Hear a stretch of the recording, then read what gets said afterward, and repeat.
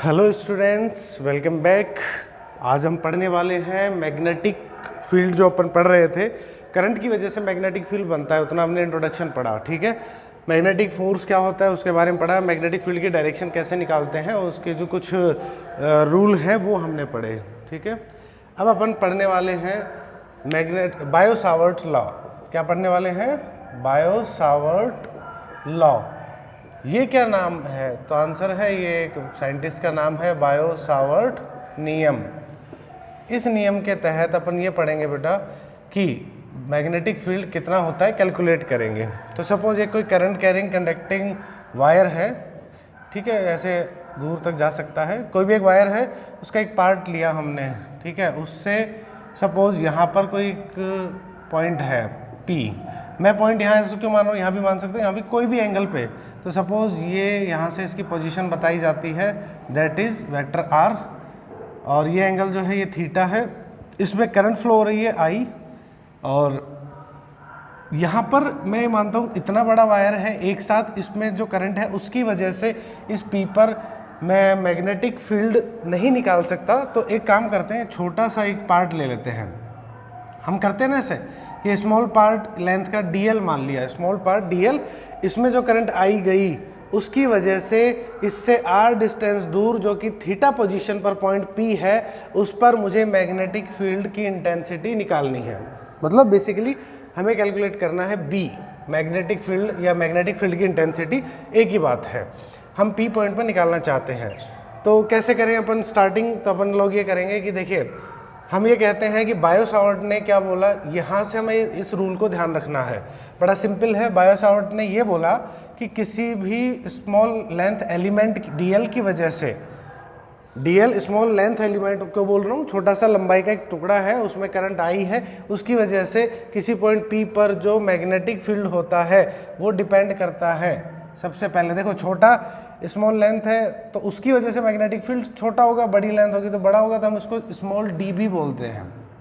ठीक है, वो जो है वो dB, B मतलब मैग्नेटिक फील्ड, तो मैग्नेटिक फील्ड इसकी वजह से छोटा सा होगा dB, वो प्रोपोर्शनल होगा, नंबर 1 करंट के डायरेक्टली प्रोपोर्शनल, समानुपाती होगा कितनी करंट जाएगी। सही बात है, जितनी ज़्यादा करंट होगी उतना स्ट्रॉन्ग मैग्नेटिक फील्ड होगा। दूसरी बात फिर, तो ये डायरेक्टली प्रोपोर्शनल होता है बेटा जो आपका लेंथ एलिमेंट है उसके, ये कितना बड़ा है। तो हमने बोला था कि ज़्यादा बड़ा, जितना बड़ा करेंगे तो लेंथ उतनी ज़्यादा मैग्नेटिक फील्ड बनाएगा। ठीक है, तीसरी चीज़, ये इन्वर्सली प्रोपोर्शनल होता है बेटा लेंथ जो डिस्टेंस वेक्टर है उसके, और ये बात भी सही है, दूर जाएंगे तो मैग्नेटिक फील्ड घटेगा, ये इन्वर्सली प्रोपोर्शनल होता है r² के। और चौथी चीज़ जो है वो है बेटा, ये डायरेक्टली प्रोपोर्शनल होता है साइन थीटा के। इस थीटा का साइन जो हम निकालेंगे उसके ये डायरेक्टली प्रोपोर्शनल होता है। तो इन्होंने 4 स्टेटमेंट दिए जो कि आपने नोट्स में भी मिलेंगे। ये 4 चीज़ें होती हैं, तो एक साथ अगर इनको मैं कंबाइंड रूप से लिखता हूँ तो ये क्या आएगा, I dl sine theta upon r², ये इसका एग्जैक्टली कॉम्बिनेशन आएगा। और जैसे प्रोपोर्शनल हटाते हैं तो यहाँ पर एक कांस्टेंट आता है k, I dl sine theta upon r², और इस k की वैल्यू होती है, वो होती है μ0 अपॉन 4π, दैट इज कांस्टेंट। इसका नाम हम बोलते हैं परमिएबिलिटी। इसको हम क्या कहते हैं? परमिएबिलिटी। तो इसकी जो वैल्यू होती है, ठीक है, μ0, एक्चुअली सॉरी k को नहीं बोलते, बेसिकली परमिएबिलिटी बोलते हैं किसको? म्यू को। k तो कांस्टेंट है, μ0 जो है, दिस इज μ0, ये कहलाता है परमिएबिलिटी, पारगम्यता, परमिएबिलिटी कहलाता है। अच्छा, अब आगे देखो, μ0 की वैल्यू जो है कहाँ की परमिएबिलिटी है, ये μ0 जैसे लग जाता है, हम पढ़ के आए हैं, आपने इलेक्ट्रिक फील्ड में भी देखा था कि जैसे ही हम नोट लगाते हैं वो क्या होता है, वैक्यूम के लिए, तो ये वैक्यूम की होती है और इसकी वैल्यू होती है 10⁻⁻7। और अच्छा, यूनिट क्या होगी इसकी? तो अब यूनिट लगानी है तो यूनिट निकाल सकते हैं बेटा यहाँ से। देखो, k की जगह μ0 अपॉन 4π पुट कर दूँ मैं, k की जगह μ0 अपॉन 4π। अब μ0 चाहिए तो सब इधर भेज दो आप, तो μ0 इक्वल्स टू क्या हो जाएगा, dB into 4π into r² upon I D L sine theta.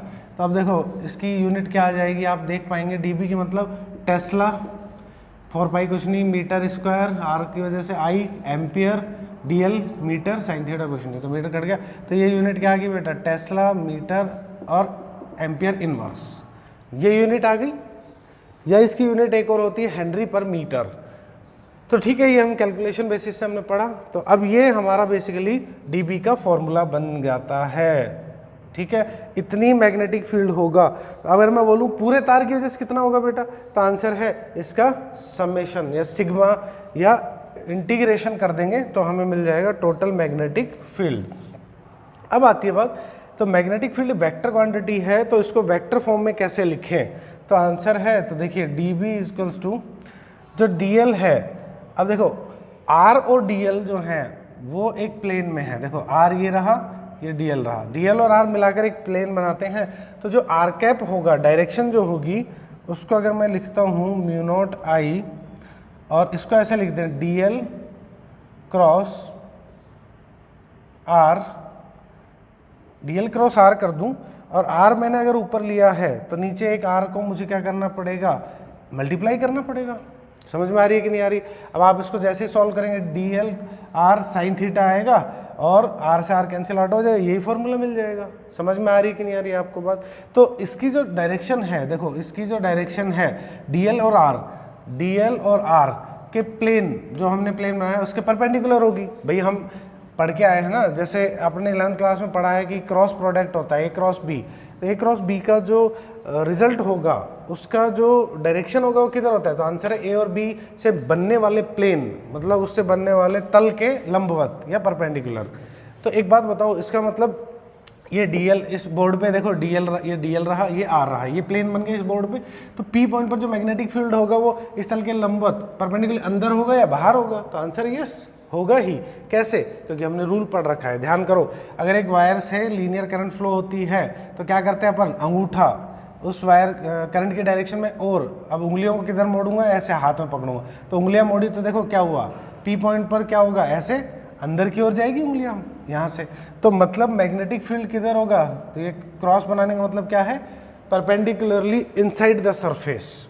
तो यहाँ पर हम ये देख सकते हैं कि क्रॉस प्रोडक्ट से भी हम लोग इसकी डायरेक्शन बता पा रहे हैं। मतलब ये बात हमेशा आपको ध्यान रखिए, dl cross r, dl cross r, देखो dl क्रॉस r की डायरेक्शन निकालो आप, वो भी आपको ऐसे मिलेगी। कैसे निकालते थे बेटा, right hand thumb rule use करो। कैसे करना है, राइट हैंड थंब रूल। तो आप लोग देख सकते हैं, तो dl जो होगा वो आपने ऐसा किया, ये ऐसे किया और क्रॉस r की तरफ मोड़ दिया। देखो dl की तरफ उंगलियां a क्रॉस b, तो dl क्रॉस r, अंगूठा क्या बता रहा है, इनसाइड। तो देखो इनसाइड आ गया ना db की वैल्यू। तो ये होता है बेसिकली बेटा बायो सावर्ट लॉ। हमने जो फॉर्मूले प्राप्त कर लिए ये आगे अब काम आएंगे। कभी भी करंट कैरिंग वायर वगैरह होगा, जो लॉन्ग वायर हो, स्मॉल वायर हो, अलग अलग तरीके के वायर होंगे, उनकी वजह से कभी भी कुछ डिस्टेंस पर मैग्नेटिक फील्ड पूछेगा तो ये फॉर्मूला काम आएगा। ठीक है, यहाँ पर स्पेशल केसेस भी हो सकते हैं कि इस फॉर्मूले में अगर मैं बोलूँ, फटाफट से उस केस को भी देख लें कि अगर मैं बोलूँ कि थीटा 0 डिग्री है तो क्या मतलब, ये p पॉइंट, ये थीटा 0 मतलब है p पॉइंट यहीं पर आ गया। समझ में आ रही बात, ये p पॉइंट कहाँ आ गया, यहीं पर आ गया। तो आप देख पा रहे हैं dB की वैल्यू क्या होगी बेटा, 0, क्योंकि साइन 0 क्या होता है, 0 होता है। ठीक है, या थीटा 180 डिग्री हो जाए, 180 का मतलब है अब क्या इधर था, अब ये पॉइंट p नीचे आ जाए। ठीक है, तो एंगल कितना बना, 180 बना, तब भी मैग्नेटिक फील्ड कितना होगा, तो आंसर है 0 होगा। तो वायर पर, तार कंडक्टिंग वायर पर अगर कभी भी पॉइंट है तो उस पर मैग्नेटिक फील्ड नहीं होता, उससे दूर निकलते ही चारों ओर होता है, वायर के ऊपर नहीं होता। ये भी क्लियर हो गया यहाँ से। ठीक है, तो अब अगली क्लास में अपन और आगे बढ़ेंगे तो बायो सावर्ट लॉ को